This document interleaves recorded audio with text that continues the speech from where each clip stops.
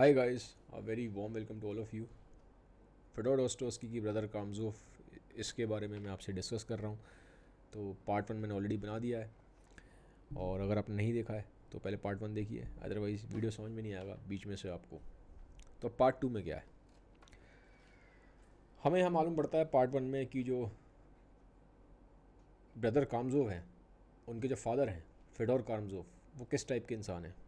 उनका कैरेक्टर हमने देखा पार्ट 1 में, और हमने ये भी देखा कि कैसे जो उनकी वाइफ है, पहली बीवी जो उनकी होती है एडेलिडा, उसकी डेथ हो जाती है। और डेथ के बाद जो लड़का है उनका दिमित्री, ठीक है, वो छोटा सा है, अराउंड 3 साल का था वो। अब फेडोर के साथ क्या था कि फेडोर को कोई फ़र्क ही नहीं पड़ता कि बच्चे की परवाह हो रही है कि नहीं हो रही है। वो लीस्ट इंटरेस्टेड है, वो पहले की तरह ही अपनी ज़िंदगी जीता रहता है। वही पार्टीज़ करना, एंजॉय करना, लग्जरीज़ में डूबे रहना, ठीक है, वो उसका पार्ट ऑफ नेचर है, वो वैसे ही रहता है। बच्चे की देखरेख करता नहीं है वो डिमिट्री की। फिर डिमिट्री को कौन पालता है? डिमिट्री को पालता है एक सर्वेंट। उसके घर में एक सर्वेंट रहता था, जैसे जो उसका घर था, एक बड़ा सा घर है फेडोर का, तो साइड में एक छोटा सा रूम था, एक घर से साइड में हल्का सा, तो उसमें सर्वेंट रहता था ग्रिगोरी। वो अपनी वाइफ के साथ रहता था। तो वो ग्रिगोरी डिमिट्री को ले आता है और वही उसको पाल पोस के बड़ा करता है, ठीक है। अब टाइम बीतता जाता है, तो जो वाइफ थी, मतलब डिमिट्री की जो मदर, फेडोर की पहली वाइफ एडेलिडा, उसका एक रिलेटिव था पीटर मुसोव। पीटर मुसोव नाम था उसका। तो उसको जब ये चीज़ मालूम पड़ती है कि ऐसे ऐसे जो डिमिट्री है उसको फेडोर तो देख रेख कर नहीं रहा, और एडेलिडा की भी पूरी कहानी उसको पता चलती है, तो उसको बड़ा ख़राब लगता है। तो वो जाता है, वो कहता है कि डिमिट्री को मैं पालूंगा। ऐसा नहीं है कि आपने तो बच्चे का बिल्कुल ध्यान रखा ही नहीं है और उसको जो सर्वेंट है उसके भरोसे आपने छोड़ दिया है, तो आप तो बिल्कुल भी रिस्पॉन्सिबल नहीं हो। एज अ फादर आपको रिस्पॉन्सिबल होना चाहिए। तो कहता है मैं पालूंगा बच्चे को। अब ये जो पीटर है, इसकी भी एक कहानी है। पीटर का कैसा है कि पीटर फ्रांस में ही रहा है ज़्यादातर। अब फ्रांस में रहा था, तो फ्रांस में क्या था कि जो उस टाइम पे फ्रांस में रहता था उसको बड़ा हाई स्टेटस का माना जाता था, और बड़ा ये माना जाता था कि बड़ा ही एडवांस्ड और फॉरवर्ड माइंडसेट का आदमी है। और पीटर के साथ ऐसा था भी, क्योंकि जो उस टाइम जो मेनली दुनिया में जो फिलॉसफी डेवलप हो रही थी वो फ्रांस में हो रही थी। ये कहानी भी आपको पता ही है, 1880s के आसपास की कहानी है ये। तो वहाँ पे वो जो उस टाइम के बड़े इंटेलिजेंट लोग होते हैं उनसे मिलता है पीटर, बड़े बड़े फिलोसफर से मिलता है, उनसे डिस्कशन करता है, नई नई चीज़ें सीखता है। और वहाँ पे उस टाइम उसने फरवरी में रेवोल्यूशन हुआ था 1848, फ्रांस में एक बड़ा एक इवेंट है। जैसे आपने फ्रेंच रेवोल्यूशन का नाम सुना है, वो 1770s के आसपास हुआ। उसके कुछ टाइम बाद फ्रेंच रेवोल्यूशन हुआ, फिर नेपोलियन का राइज़ हुआ। फिर नेपोलियन जो है बैटल ऑफ वाटरलू में हार गया था, फिर नेपोलियन भी वहाँ पे हट जाता है पावर से। उसके बाद वहाँ पे कई बार ऐसा हुआ फ्रांस में कि राजा आए, लेकिन एक रेवोल्यूशनरी पार्टीज़ भी थी, ठीक है। तो कॉन्फ्लिक्ट रहा गद्दी को लेकर, वहाँ पे काफ़ी एक कॉन्फ्लिक्ट रहा है फ्रांस में। तो ऐसे ही वहाँ पे उस टाइम पे 1848 में एक किंग थे, लेकिन जो वहाँ रेवोल्यूशनरीज थे और जो वहाँ जनता थी वो उनसे खुश नहीं थे, तो उनके खिलाफ रिवोल्ट किया था, जिसको फरवरी रेवोल्यूशन बोलते हैं 1848 का फ्रांस में। तो ये बड़ा एक इवेंट है फ्रांस हिस्ट्री में। तो उस टाइम पे कहते हैं जो पीटर है, ठीक है, तो पीटर बोलता था कि मैं वहीं था। वो एक तरीके से पीटर का ये दिखाने का तरीका था पब्लिक को कि देखो मैंने कितने बड़े हिस्टोरिकल इवेंट में मैंने पार्टिसिपेट किया। वो उस तरह से बातें करता था जैसे कि प्रोटेस्ट में बिल्कुल वो वहीं पे खड़ा हुआ था। तो एक तरीके से उससे आदमी की ना ईगो बूस्टअप होती है। तो जब रशिया आता था तो सबको ये बातें बताता था कि मैं फ्रांस में जो फरवरी रेवोल्यूशन हुआ था ना, मैं वहाँ पे खड़ा हुआ था, प्रोटेस्ट में वहाँ खड़ा हुआ था, मैं बैरिकेड्स थे, उनकी सिक्योरिटी मैं ही कर रहा था वहाँ पे। तो एक तरीके से अपनी जो उसकी प्रेस्टीज है उसको एग्जेजरेट करता था, बढ़ा बढ़ा के बोलता था पीटर, ठीक है। लेकिन ऑब्वियसली काफ़ी एडवांस थिंकर तो था, क्योंकि फ्रांस में ही वो रहा था। तो ये जो पीटर है ये ले जाता है डिमिट्री को। ये कहता है कि मैं इसको पालूंगा पोसूंगा, ठीक है, आप मुझे दे दो। अब जो फादर है फेडोर, वो तो खुशी है, वो तो चाहता ही है कि भाई कोई ले जाए। वो तो डिमिट्री से वैसे भी उसको ध्यान तो रखता नहीं था, उसको लगता था कि जो डिमिट्री है अगर यहाँ रहेगा तो ये तो दिक्कत कॉज करेगा, क्योंकि फादर को तो इन्जॉय करना है लाइफ को, उसको तो पार्टीज़ कर दी हैं, ठीक है। तो उसके लिए तो वैसे भी ये था, उसके लिए तो खुशी थी कोई ले जाए डिमिट्री को। तब होता क्या है, जब पीटर पहुंचता है ना उसके पास, फेडोर के पास, तो कहता है कि कहाँ है डिमिट्री। तो ये दिखाया गया है कि जो फेडोर है उसे पता ही नहीं डिमिट्री है कौन। मतलब सोचिए, एक बाप को ही नहीं मालूम है कि उसका लड़का कौन है। फेडोर से पूछ रहा है पीटर कि मैं डिमिट्री को ले जाने आया हूँ, डिमिट्री कहाँ है। तो फेडोर कहता है कौन डिमिट्री, उसको पता ही नहीं है कि उसका लड़का है वो डिमिट्री। तो यहाँ पे ये दिखाया है कि बड़ा ही स्ट्रेंज बिहेवियर है, एक बहुत ही स्टूपिड बिहेवियर है, और कई बार ऐसे करता था फेडोर। राइटर ने लिखा है इसको, चैप्टर 2 में आप पढ़ेंगे तो लिखा हुआ है कि फेडोर ऐसी बेवकूफ़ी भरी हरकतें करता है, कई बार करता है। लोग उससे जब पूछते हैं अरे इस चीज़ के बारे में बताओ, अरे ये उसी के बारे में पूछ रहे हैं, उसके लड़के के बारे में पूछ रहे हैं, वो कह रहे मैं नहीं जानता कौन लड़का, मुझे नहीं पता कौन है।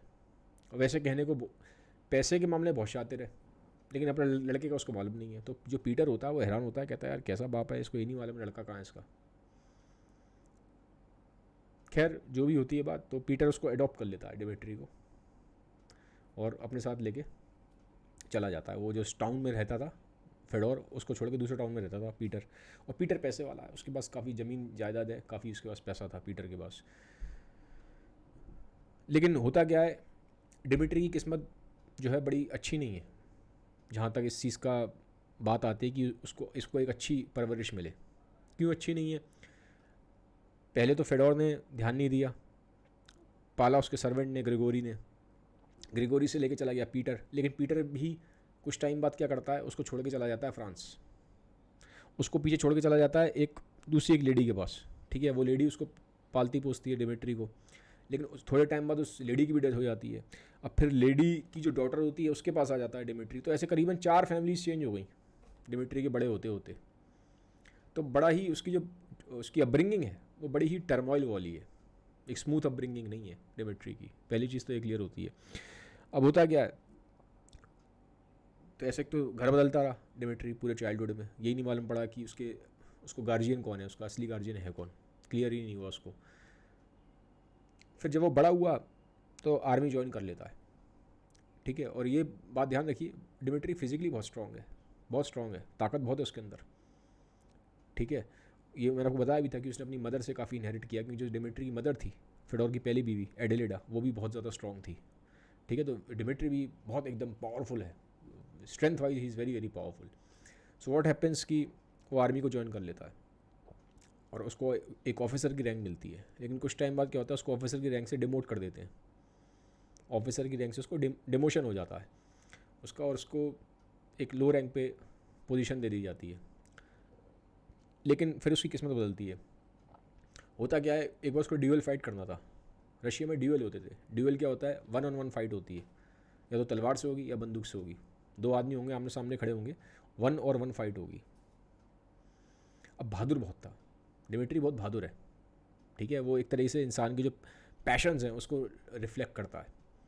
ये इसमें जो मेन जो 3 भाई हैं, जो कहानी है ना, ये तीनों भाई किसी न किसी चीज़ को रिफ्लेक्ट करेंगे, ठीक है। ये कैसे रिफ्लेक्ट करेंगे हमें मालूम पड़ेगा। तो एक तरीके से समझ लीजिए, ये जो डिमिट्री है ये पैशंस को, बॉडी को, इसको रिप्रेजेंट करता है। बाकी के 2 भाई आएंगे माइंड को, सोल को रिप्रेजेंट करेंगे, ठीक है। तो Dimitri is highly energetic, very strong, very passionate, और बहुत ब्रेव है, ब्रेवरी बहुत है उसके अंदर, डरता नहीं है वो, किसी चीज़ से नहीं डरता डिमिट्री। तो ड्यूअल होता है, ड्यूअल में जीत जाता है, बड़ी बहादुरी दिखाई इसने, ठीक है। और बहादुरी को तो प्रेस किया जाता है दुनिया में। तो होता क्या है, तो उसको वापस उसकी जो ऑफिसर रहेंगे उस पर वापस को प्रमोशन मिल जाता है, वहीं पे वापस इसको वो मिल जाती है पोजीशन इसको। अब होता क्या है, जो डिमिट्री है, भले ही इसने आर्मी ज्वाइन की थी, इसको पैसा अच्छा मिलता था, लेकिन ये स्पेंड थ्रिफ्ट बहुत था, खर्चीला बहुत था, सारा पैसा उड़ा देता था। तो बहुत तक इसके अंदर जो अपना फादर है फेडोर, उसकी ट्रेड तो थे, ये वाले ट्रेड थे कि वो खर्चीला भी था। जैसे फादर भी इसका लग्जरी पसंद था, पार्टीज़ वार्टीज़ करना, तो डिमिट्री के अंदर भी वो ट्रेड आ गया था। तो वो भी सारा पैसा वैसा सब उड़ा देता था, पार्टी वार्टी करता था, लाइफ इन्जॉय करता था। अब होता क्या है, ये अपने फादर को लाइक करता नहीं था डिमिट्री। फेडोर को। और डिमिट्री को ये बात पता थी कि उसकी जो मदर थी वो बहुत ही एक वेल्दी फैमिली से थी, बहुत ही रईस ख़ानदान से थी। उसको ये बात पता थी कि मेरे पास जो ज़मीन जायदाद है जो इनहेरिटेंस में है वो बहुत ज़्यादा है। उसको इस चीज़ का आइडिया तो था, लेकिन कितनी है ज़मीन जायदाद ये पता नहीं, क्योंकि बताए कौन। क्योंकि उसकी मदर के साइड में जितने लोग थे ना वो अब थे नहीं। उसके नाना नानी की डेथ हो गई थी, ठीक है, नाना जी की तो बहुत पहले हुई थी, नानी बीमार थी, बाद में उनकी भी हो जाती है। जो उसकी मौसी वगैरह थी उनकी भी शादी वगैरह हो जाती है, वो अपनी लाइफ में बिजी हो जाती है। तो उसको बताने वाला ही नहीं था कौन कि तुम्हारी कितनी ज़मीन जायदाद है, मदर साइड से जो तुम्हें इनहेरिटेंस मिला वो कितना मिला। बट एक उसको आइडिया तो होता है कि मैं बड़े ही रईस ख़ानदान से आया हूँ, मदर साइड से, मम्मी बड़े अच्छे ख़ानदान से थी। अब होता क्या है कि फेडोर के पास पहुँच जाता है, अपने फादर के पास, कहता है कि वो मेरी ज़मीन जायदाद है, मुझे पैसा दो। अब फेडोर चालाक आदमी है, पैसे को लेके बहुत चालाक है वो आदमी। वैसे आदमी बेवकूफ़ है, उसको ये भी नहीं मालूम लड़का उसका डिमिट्री है।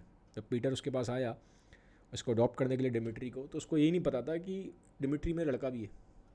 अब जब वो बड़ा हो गया है, 14-15 साल का हो गया, ठीक है, तो आया, उसने बात की कि भाई मुझे पैसा दो, आप, मेरी ज़मीन जायदाद है, आपके पास इनहेरिटेंस है। तो फेडोर कहता है देखो ऐसा है, थोड़ा सा पैसा रख लो अभी, ठीक है, इंटरेस्ट आ रहा है, ये रखो, बाकी मैं बाद में दूंगा। तो ऐसे कई बार हुआ। अब उसको पता तो था नहीं डिमिट्री को एग्जैक्टली उसके पास ज़मीन कितनी है, तो जितना भी फेडोर देता था वो ले लेता था। और उसको तो सिर्फ ये था कि प्रेजेंट में मेरा काम हो रहा है, पैसा मुझे जो चाहिए, मेरी लाइफ एंजॉय कर पा रहा हूँ, उतना मिल जाए बहुत है।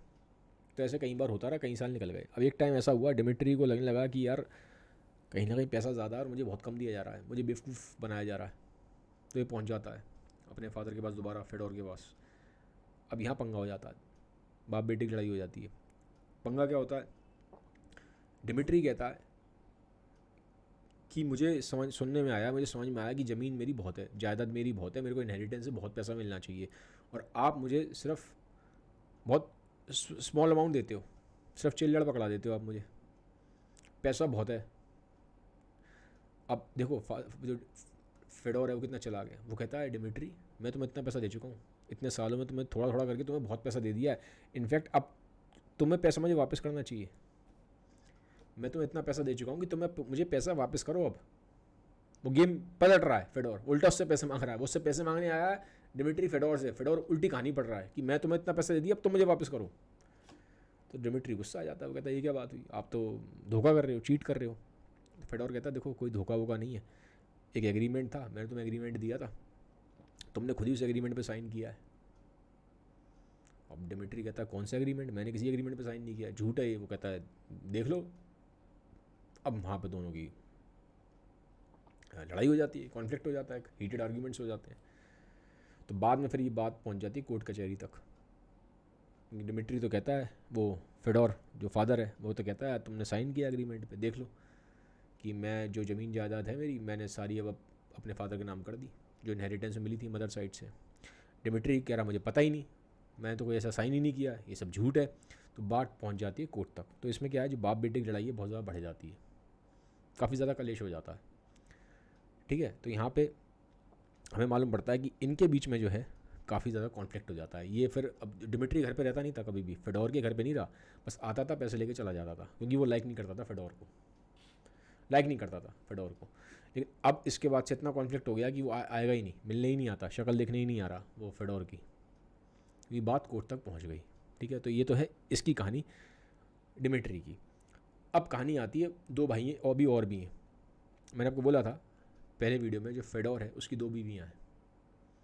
पहली बीवी से था डिमिट्री, दूसरी बीवी से दो लड़के और थे, ठीक है। दो उसकी लीगल वाइफ थी, एक और चौथा लड़का भी इसको था जो कि किसी लीगल वाइफ से नहीं था। उसके बारे में हम बाद में जैसे जैसे कहानी बढ़ेगी आपको मालूम पड़ेगा। अब बाकी दो भाइयों के बारे में आते हैं, जो दो भाई और हैं, ठीक है। अब इसके लिए हमें थोड़ा कहानी पीछे चलना पड़ेगा, वापस कहानी पीछे चलते हैं, ठीक है। तो डिमिट्री जब 3-4 साल का था तो उसकी मदर की डेथ हो गई थी, एडेलेडा की, ये हमने पहले वीडियो में देख लिया था। अब जब मदर की डेथ हुई थी एडेलेडा के, तो ये जो फेडोर था इसको लगा मुझे सेकंड शादी करनी चाहिए, मैं अकेले नहीं रह सकता। तो ये शादी करता है एक लड़की से जिसका नाम था सोफिया, ठीक है, सोफिया से शादी करता है। अब जो सोफिया है उसकी भी एक कहानी है। वो दूसरे टाउन में रहती थी, वहाँ नहीं रहती थी, किसी दूसरे टाउन में रहती थी। अब सोफिया के पेरेंट्स थे नहीं, सोफिया के पेरेंट्स की हुई थी डेथ, और सोफिया को पाला था एक जनरल थे वोरोकॉफ। वोरोकॉफ की विडो ने, उन जनरल की डेथ हो गई थी, तो जो उनकी विधवा थी, जो उनकी विडो थी, वाइफ मिसेस वोरोकॉफ, उन्होंने पाला था। ठीक है, तो मिसेस वोरोकॉफ ने सोफिया को पाला। अब सारे पैसे खर्च किए, अपब्रिंगिंग करी सोफिया की, खाना दिया, जो बेसिक रिक्वायरमेंट्स की चीज़ें होती हैं वो मिसेस वोरोकॉफ ने दी सोफिया को। और सोफिया एक अच्छे ख़ानदान से थी, क्योंकि मैंने बताया जो उनके हस्बैंड थे जनरल, वो थे जनरल तो थे ही, तो पैसा उनके पास अच्छा खासा था, प्रेस्टीज भी अच्छी थी, तो अच्छे से पाल पोस के, मतलब जो बेसिक नेसेसिटीज़ हैं वो तो पूरी करती हैं, लेकिन वो टॉर्चर भी बहुत करती हैं उसको, सोफिया को बहुत परेशान करती थी, साइकोलॉजिकल टॉर्चर बहुत करती थी, बहुत ज़्यादा करती थी साइकोलॉजिकल टॉर्चर, जिसकी वजह से क्या होता है, सोफिया ना एक दिन इरिटेट हो जाती है, सुसाइड करने के लिए चली जाती है। तो सुसाइड कर ही रही होती है, लेकिन बाई चांस वो बच जाती है, वहाँ लोग पहुँच जाते हैं, सोफिया को बचा लिया जाता है। अब तो सोफिया क्या होता है, सोफिया ना बहुत इरिटेट हो जाती है मिसेस वोरोकॉफ से, वो सोचती है मैं इनके साथ नहीं रहूँगी, मेरी तो जो लाइफ है वो बिल्कुल बर्बाद कर दी है, साइकोलॉजिकली मुझे बहुत ज़्यादा टॉर्चर किया, परेशान कर दिया मुझे। अब यहाँ पे एंट्री हो रही है फेडोर की। फेडोर वाइफ ढूंढ रहा है, सोफिया को इसलिए लाइक करता था, पैसा तो सोफिया के पास डाउरी नहीं मिलनी थी, उसको पता था दहेज, उसको पता था कि ये जो मिसेस वोरोकॉफ है ये 1 रुपया नहीं देंगी, तो सोफिया से फिर शादी क्यों की। पहले केस में तो था, जो पहली वाइफ थी उसको मालूम था बहुत ही वेल्दी फैमिली से है, तो पैसा बहुत आएगा दहेज में, ज़मीन जायदाद आ भी गई थी, मैंने बोला था कि करीबन अराउंड 15 से 20 करोड़ रुपये मिले थे दहेज में, लिए थे उसने पहली वाइफ से, 25,000 रूबल लिए थे, ये मैंने फर्स्ट वीडियो में बताया। तो पहले वाइफ तो बहुत पैसे वाली थी, लेकिन सोफिया से उसको मालूम था दहेज मिलेगा नहीं, मिसेस वोरोकॉफ कुछ नहीं देंगी, पैसा नहीं देंगी, क्योंकि ये फेडोर जब हाथ मांगने गया था ना सोफिया का मिसेस वोरोकॉफ के पास, तो मिसेस वोरोकॉफ को उसके बारे में मालूम था कि किस टाइप का आदमी है, बदनाम था, तो वो भगा देती हैं कि भाग जाओ यहाँ से, तो मैं कोई शादी वादी नहीं करूँगी मैं तुम्हारी सोफिया से, साफ साफ मना कर देती हैं। उसको आइडिया लग जाता है यार शादी तो मेरी ये इसके रहते तो होगी नहीं, और मुझे पैसा भी नहीं मिलेगा। अब वो सोफिया से शादी करता क्यों है, सवाल ये उठता है। सोफिया से शादी इसलिए करता है कि सोफिया बहुत ज़्यादा इनोसेंट है, बहुत इनोसेंट है, और बहुत ज़्यादा सुंदर भी है। ठीक है, शी इज़ स्ट्राइकिंगली ब्यूटीफुल, जो जैसे डिस्क्राइब किया डॉस्टोव्स्की ने, और स्पेशली जो आइज़ हैं उसकी बहुत ज़्यादा खूबसूरत है।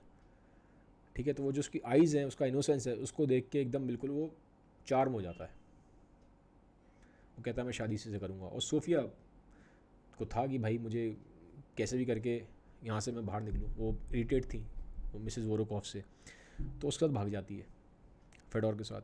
तो अब जब बात मालूम पड़ती है मिसेस वोरोकॉफ को, बहुत गुस्सा करती हैं, बहुत गुस्सा करती हैं। ठीक है, तो अब क्या होता है, सोफिया भाग तो गई फेडोर के साथ, लेकिन बाद में जब रियलिटी सामने आती है, क्योंकि उसको आइडिया था नहीं फेडोर के बारे में, नहीं पता था उसको, क्योंकि वो दूसरे टाउन में रहता था, तो वहाँ तक उसके पास बात पहुँची नहीं थी। ठीक है, तो उसको मालूम ही नहीं पड़ता। तो अब शादी कर लेती है, शादी के बाद मालूम पड़ता है कि यार ये फेडोर की तो कहानी अलग है, फेडोर ऐसा आदमी है ही नहीं जैसा वो पोर्ट्रे कर रहा था अपने आप को। बाद में मालूम पड़ता है कि वो फिर वही अपनी पार्टीज़ में लगा हुआ है, अपनी लग्जरीज़ में लगा हुआ है, उसे उससे कोई मतलब नहीं है वाइफ से। इनफैक्ट ये हालत हो गई थी एक टाइम पे, जैसा डॉस्टोव्स्की ने लिखा हुआ है कि वाइफ घर में है सोफिया, और वो दूसरी वुमेन को लेके आ रहा है घर में और पार्टीज़ कर रहा है, तो पहले वाली जो अपनी उसकी हरकतें हैं वापस रिपीट होना शुरू हो जाती हैं। ठीक है, तो ऑब्वियसली सोफिया को बहुत निगलेक्ट फील होता है, तो उसकी धीरे धीरे तबीयत ख़राब हो जाती है, तबीयत ख़राब होने लगती है, उसको ना हिस्टीरिया के सिम्टम्स आते हैं, हिस्टीरिया के अटैक्स पड़ते हैं। हिस्टीरिया में क्या होता है कि एक इंसान की बॉडी ना, पूरी बॉडी बहुत तेज़ तेज़ काँपना शुरू हो जाती है, वॉलेंटली पूरी बॉडी शेक करती है, और जो माइंड ब्रेन कुछ भी काम नहीं करता। तो ऐसे इसकी तबीयत ख़राब होती गई, इसको हिस्टीरिया के अटैक्स पड़ते थे सोफिया को, क्योंकि ऑब्वियसली उसका रीज़न यही था कि वो कहीं ना कहीं परेशान थी उससे, फेडोर की हरकतों से, जिसकी वो अपनी हरकतों से बाज नहीं आ रहा था, वही पुरानी वाली जो उसकी डिबाउचरी वाली हैबिट्स हैं वो कंटिन्यूसली रिपीट हो रही हैं। अब जब ये चीज़ वो देखता है सर्वेंट ग्रिगोरी, अब जो सर्वेंट ग्रिगोरी है पहले वाली वाइफ को उसकी इतना लाइक नहीं करता था as a person, as a human, लेकिन सोफिया ना बहुत इनोसेंट है, तो जब वो देखता है कि यार एक इतने इनोसेंट सोल के साथ जो फेडोर है ये बहुत ही गलत तरीके से बिहेव कर रहा है, तो उसको बहुत गुस्सा आता है। वो अपने, जो उसका मालिक है वो फेडोर, तो ग्रेगोरी आता है, उसको बहुत गुस्से में सुनाता है कि ये क्या मतलब बदतमीज़ी है, आपको समझ नहीं है कि कैसे आपको अपनी वाइफ को टेक केयर करना चाहिए, आपकी वजह से उसकी हालत कितनी ज़्यादा ख़राब रहती है, ये उस पर असर ही नहीं पड़ता।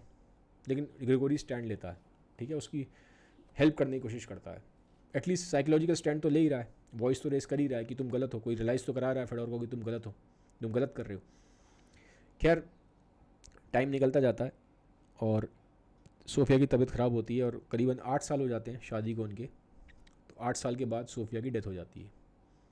अच्छा, सोफिया की डेथ हुई थी तो उस 8 साल का जो टाइम पीरियड था इसमें सोफिया से 2 लड़के होते हैं, ठीक है। पहला लड़का है जिसका नाम है इवैन और दूसरा लड़का है उसका नाम है एलेक्जी, ठीक है। 2 लड़के हैं, इवैन और एलेक्जी।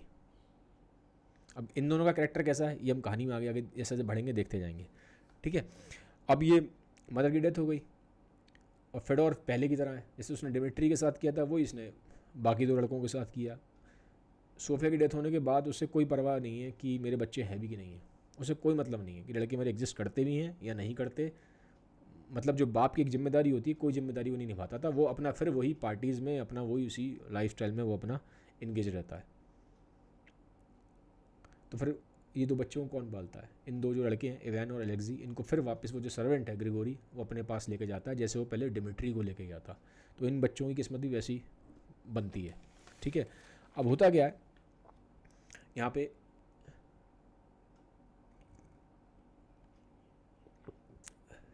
जो मिसेस वॉरोखॉफ थी जिन्होंने इन बच्चों की माँ को सोफिया को पाला पोसा था, उसने कोई कांटेक्ट रखा नहीं था सोफिया से भी और फेडोर से भी।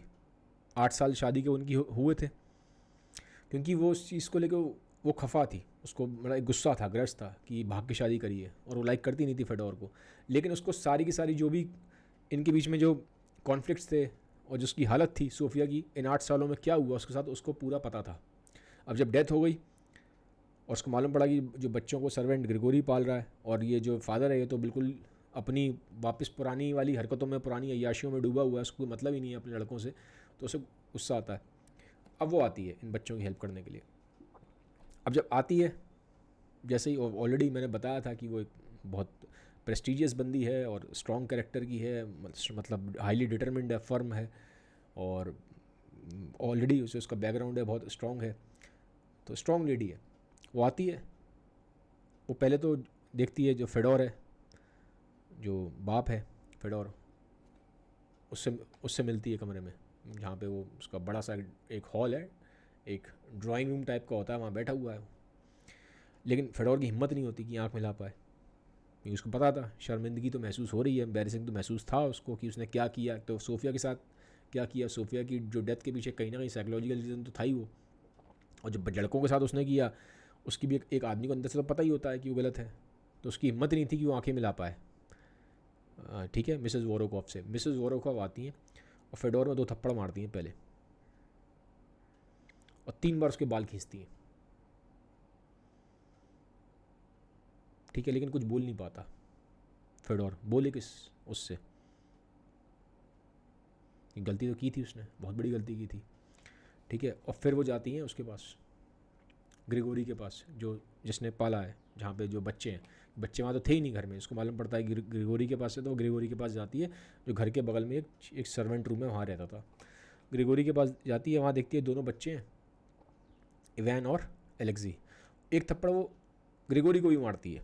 उसका रीज़न ये था क्योंकि ग्रिगोरी ने बच्चों को बहुत अनटाइडी वे में रखा था, बच्चे गंदे से हो रहे हैं, कपड़े बहुत ख़राब से पहने हुए हैं, ठीक है, और बहुत ही गंदे से हो रहे हैं, मतलब ठीक है, बहुत अनटाइडी सी कंडीशन में। तो उसको देख के बड़ा वो लगता है, ख़राब लगता है कि ये ग्रिगोरी ने ढंग से बच्चों को पाला नहीं है,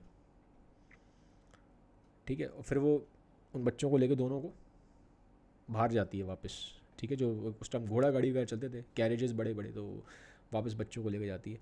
तो जो ग्रिगोरी अब साथ साथ आ रहा है पीछे पीछे, ग्रिगोरी कह रहा है कि मैडम बहुत अच्छा हुआ आप इन बच्चों को ले जा रही हैं, और मुझे लगता है कि क्योंकि अब वो लेडी जो थी काफ़ी वो थी, प्रेस्टीजियस थी, उनका नाम था कि बड़ी ही स्ट्रॉन्ग लेडी हैं और बहुत अच्छे से परवरिश करेंगी, ठीक है। एक वेल्दी फैमिली में जा रहे थे बच्चे, तो उसको लगता है कि ठीक है इनकी जो परवरिश अच्छी हो जाएगी। तो ग्रिगोरी कहता है कि मैडम अच्छा है आप इनको लेकर जा रही हैं, क्योंकि इस घर में रहेंगे तो ये ठीक से पल नहीं पाएंगे। तो वो बोलती है जाते टाइम कि मैं तो उनको अच्छे से पाल लूँगी लेकिन तुम बेवकूफ़ हो। अब बेवकूफ़ क्यों कहा, क्योंकि ऑब्वियसली वो उस चीज़ से खफा थी कि जो कपड़े हैं वो ठीक से नहीं पहनाए गए थे, अनटाइडी वे में रखा था ग्रिगोरी ने। फिर वो ये कह के वहाँ से चली जाती हैं। अब देखिए जो फेडोर है वो वापस वही अपने बेवकूफ़ी वाले जो उसकी हरकतें, स्टूपिड सिली बिहेवियर है, उसको रिपीट करेगा। वो कैसे करेगा, वो पूरे शहर में सबको जाके बताता है इस इंसिडेंट के बारे में कि ऐसे ऐसे वो आई थी मिसेस वोरेखोफ, उन्होंने मुझे 2 थप्पड़ मारे, मेरे 3 बार बाल खींचे और बच्चों को ले गई। और पूरी कहानी बता रहा है खुद ही, मतलब अपनी ही एक तरीके से बेइज्जती की बात है, अपनी ही उसकी बेइज्जती हुई है, उस बेइज्जती को सबको बता रहा है। वो काम जो उसने पहले भी किया था जब उसकी वाइफ की डेथ हुई थी, मैंने आपको बताया था। तो वो उसके साथ ना एक पैटर्न है, वो पैटर्न वो अपना रिपीट करता है, अपनी ही एम्बेरसिंग बातें, अपनी ही जहाँ पे उसको एम्बेरस फील हुआ है, ह्यूमिलेशन फील हुआ है, बेइज्जती फील हुई है, वो सबको लोगों को बताता है पब्लिकली जा जाके। फिर वो ऐसे करता है। अब क्या होता है कि वो ले जाती हैं उसको, उनको बच्चों को अपने घर पे, एवेन और एलेक्सी को। तो वहाँ पे कुछ टाइम बीतता है, लेकिन कुछ टाइम बाद ये जो मिसेस वोरोखोव इनकी डेथ हो जाती है। अब डेथ हो जाती है, लेकिन ये इन बच्चों के लिए 1000 रूबल छोड़ जाती हैं कि 1000 रूबल दोनों बच्चों के लिए, जब ये बड़े हो जाएंगे यूनिवर्सिटी में एडमिशन लेने के उस पर जाएंगे, यूनिवर्सिटी कम पढ़ाई वढ़ाई कर लेंगे तो इनको 1000 रूबल मिल जाएगा। तो ठीक है, लेकिन अब टेक केयर कौन करेगा, ये भी एक क्वेश्चन था। तो वहाँ पे इन्हीं मिसेस वोरोखोफ का रिलेटिव होता है पॉलिनोव होता है, और पॉलिनोव इन बच्चों का पूरा टेक केयर की जिम्मेदारी लेता है। ठीक है, अब ये बच्चे बड़े होंगे, दोनों जो बच्चे हैं एवेन और एलेक्सी। ठीक है, अब हम पहले एवेन का करेक्टर समझेंगे कि जो एवेन है उसका करेक्टर कैसा है, जो बड़ा लड़का है। डिमिट्री का हम समझ चुके, अब हम एवेन का समझेंगे। आगे वाली वीडियोज़ में हम जाएंगे एलेक्सी के ऊपर। तो एवेन कैसे है कि जो पॉलिनोव इनको पाल पोस के बड़ा करता है दोनों बच्चों को। तो जब एवेन बड़ा होता है तो एवेन के अंदर एक कैरेक्टरिस्टिक है कि एवेन हाईली इंटेलिजेंट है, माइंड से बहुत तेज़ है, शार्प है, बड़ा लॉजिकल आदमी है, क्रिटिकल आदमी है एवेन। ठीक है, और सीक्रेटिव टाइप का इंसान है। सीक्रेटिव मतलब वो अपनी बातें लोगों से ज़्यादा शेयर नहीं करता, जो उसके मन में अपने मन में ही रखता था। ठीक है, ऐसा नहीं है कि लोगों के पास जा जाके पूरी पूरी बातें बता रहा है अपनी, ये हुआ कहानियाँ गप्पे वप्पे सी मार रहा है, ऐसा आदमी नहीं है वो। एवेन सीक्रेटिव है, चीज़ें अपने तक रखता है, डिस्क्लोज नहीं करता अपने मन की बातें। ठीक है, और जैसे जैसे बड़ा होता है, मैंने बोला था इंटेलिजेंट है, बहुत हाईली लॉजिकल है। और जैसे हमने देखा जो डिमिट्री बॉडी को सिग्निफाई करता है, पैशंस को सिग्निफाई करता है इंसान के, इवेन जो है ये माइंड को सिग्निफाई करेगा। इस चीज़ को समझिए, डॉस्टोवस्की ने जो 3 भाई बनाए हैं, ये तीनों भाई कोई चीज़ रिफ्लेक्ट करते हैं। पहला भाई डिमिट्री है, ये इंसान की बॉडी को रिफ्लेक्ट करता है। दूसरा भाई इवेन है, ये इंसान के माइंड को रिफ्लेक्ट करता है। इसलिए आप देखेंगे कि ये बहुत ही माइंडफुल बंदा है, बहुत लॉजिकल है, दिमाग बहुत लगाता है, क्रिटिकल एनालिसिस करता है। जो तीसरा है एलेक्सी, जो आगे वाले वीडियो में आएगा, वो सोल को रिप्रेजेंट करेगा। ठीक है, तो अब इवेन पे आते हैं वापस। तो इवेन इंटेलिजेंट है, तो उसको चीज़ बहुत जल्दी समझ में आ जाती है। 12-13 साल का होता है कि कहीं ना कहीं जो मेरे बायोलॉजिकल फादर हैं फेडोर, उनकी इमेज ठीक नहीं है। इसको बात समझ में आ जाती है, उसको लगती है, पता समझ में आ जाता है कहीं ना कहीं मुझे अपने ही बलबूते पे चलना पड़ेगा ज़िंदगी में आगे। तो ये बहुत हार्ड वर्किंग होता है, किताबें बहुत पढ़ता था, बहुत बुक्स वगैरह पढ़ता है, बहुत रीडिंग करता है। और इनफैक्ट जब ये यूनिवर्सिटी में एडमिशन लेता है, थोड़ा आगे जब साल इसके बड़े होते हैं, तो ये पैसा नहीं लेता अपने फादर से, फेडोर से पैसा नहीं लेता। ये कहता मैं खुद काम करूँगा, मतलब टीचिंग करता था, एज अ ट्यूटर काम करता है, किताबों को रिव्यू करता था, न्यूज़पेपर में आर्टिकल्स लिखता था, तो वहाँ से पैसे कमाता था। तो सेल्फ डिपेंडेंट हो जाता है बहुत यंग एज में, क्योंकि ये ना बड़ा ही वैसा आदमी है, सेल्फ एस्टीम वाला आदमी है। और दिमाग उसका बहुत शार्प था, दिमाग बहुत तेज़ होता है इसका। तो वो जो उसका जिसने इसका जो उसका गार्जियन था मिस्टर पॉलिनोफ, उसको ये बात पता भी थी। तो बाद में ना उसको फिर बड़ी अच्छी जगह पढ़ने के लिए भेजता है वैन को। तो वैन जो है हाईली एजुकेटेड लड़का है। अब एक दिन क्या होता है, इवेन को पता चल ही जाता है अपने फादर के बारे में, फेडोर के बारे में। अब दूसरे टाउन में था इवेन, जहाँ इसका पालन पोषण हुआ वो दूसरे टाउन में हुआ, ब्रिंगिंग हुई। तो कहता है वापस आऊँगा मैं अपने फादर से मिलने के लिए। फादर जो है फेडोर दूसरे टाउन में है, तो ये कहता है वहाँ जाऊँगा। तो उस टाउन में आ जाता है। अब उस टाउन में आता है तो पहले इसको मिलता है डिमिट्री मिलता है। डिमिट्री इसका कौन है, स्टेप ब्रदर, जो फेडोर का पहला लड़का है। अब डिमिट्री से इसकी मुलाकात होती है, तो पहली बार मिला ये डिमिट्री से। तो डिमिट्री कहता है यार मुझे तुमसे ना कोई एक बड़ी इंपॉर्टेंट बात डिस्कस करनी है, बड़ी ही इंपॉर्टेंट बात है, सिर्फ तुमसे मैं डिस्कस कर पाऊँगा। तो इवेन कहता है हाँ बताओ क्या बात है। लेकिन उस टाइम वो डिस्कस नहीं करता, कहता है बाद में डिस्कस करूँगा, लेकिन मुझे तुम्हारी ज़रूरत है इवेन, मुझे तुमसे कोई बहुत सीक्रेट और बहुत इंपॉर्टेंट बात डिस्कस करनी है। वो बात है क्या, ये भी आगे कहानी में मालूम पड़ेगा। बस इतना मालूम पड़ता है कि डिमिट्री से मिला है इवैन फर्स्ट टाइम, और डिमिट्री किसी ना किसी तरह से उससे कोई बात डिस्कस करना चाहता है, एक तरीके से उसे कुछ एडवाइस चाहता था। वो बात क्या है ये आगे मालूम पड़ेगी। अब इवैन पहुंच जाता है घर पे अपने। अब घर पहुंचता है तो जो फादर है फेडोर, वो लाइक नहीं करते, क्योंकि उनको ये था कि यार ये आ गया फिर पैसे मांगेगा ये भी उसको, क्योंकि तो वो पैसे को लेके बड़ा हाईली वैसा आदमी है, पैसे को लेके बड़ा पॉजेसिव है। वैसे आदमी आप देखेंगे बेवकूफ़ है, वो सिली बिहेवियर करता है, स्टूपिड बिहेवियर करता है, अपनी ही ह्यूमिलेशंस को जाके पब्लिकली आउट करेगा, एम्बेरस फील करेगा, ठीक है, एम्बेरसमेंट्स अपने बता रहा है पब्लिकली, ठीक है, डिसग्रेसफुल कंडीशन में आ जाएगा खुद ही। But when it comes to money he is highly possessive. पैसे को लेके वो किसी को नहीं सुनता। इवैन पहुंच गया तो उसको लगता है इवैन आ गया पैसे मांगेगा, ये भी जो पीछे की जायदाद है उसमें कुछ ना कुछ हिस्सा मांगेगा मेरी प्रॉपर्टी में। लेकिन इसको समझ में आता है कि ऐसा है नहीं। तो धीरे धीरे टाइम बीतता है, इवैन वहाँ कुछ महीने रहता है। तो शुरू में तो इवैन को लाइक नहीं करता था ये, लेकिन जैसे जैसे इवैन वहाँ रहता है इसको इवैन अच्छा लगने लगता है। फेडोर का इवैन से रिलेशन ठीक हो जाता है। इनफैक्ट यहाँ तक ठीक हो जाता है कि ये कई सारे मैटर्स में इवैन की कंसल्टेशन लेता है, क्योंकि मैंने बोला था इवैन दिमाग से बहुत तेज़ है, दिमाग से बहुत तेज़ है, लॉजिकल है बहुत। तो इवैन से कंसल्ट करता है कि ऐसे ऐसे कुछ प्रॉब्लम हो रही है इन मैटर में, तुम बताओ तुम क्या सोचते हो। तो इवैन बताता था कि ये जो मैटर है इसमें ये डिसीजन लेना चाहिए आपको, ठीक है। तो धीरे धीरे जो बाप बेटे का रिश्ता है एटलीस्ट इवैन के साथ, ये रिलेशन अच्छा हो जाता है। बट डिमिट्री से उसका रिलेशन कभी ठीक नहीं रहता। डिमिट्री उस घर में आता ही नहीं था। अब इवैन घर में ही रह रहा है, कुछ महीने रहता है, 2-3 महीने, लेकिन यहाँ रिलेशन दोनों का इम्प्रूव हो जाता है। अब अगले वीडियो में हम बात करेंगे जो थर्ड लड़का है एलेक्सी, उसके बारे में बात करेंगे, उसके कैरेक्टर को समझेंगे कि वो किस टाइप का पर्सनैलिटी कैरेक्टर है उसका, ठीक है। तो ये था आज का वीडियो, यहाँ पे मैंने पार्ट 2 ख़त्म करा है ऑलमोस्ट। इसमें 2 चैप्टर ख़त्म करें। आप बुक अगर लेंगे तो बुक में चैप्टर 2 और चैप्टर 3 ये इस वीडियो में कवर हो गया है। तो आप खुद से पढ़ेंगे तो आपको ईजिली समझ में आ जाएगा, ठीक है। Thank you. वीडियो अच्छी लगते हैं लाइक करिएगा, कमेंट करिएगा, शेयर करिएगा। Have a nice day, bye bye, take care.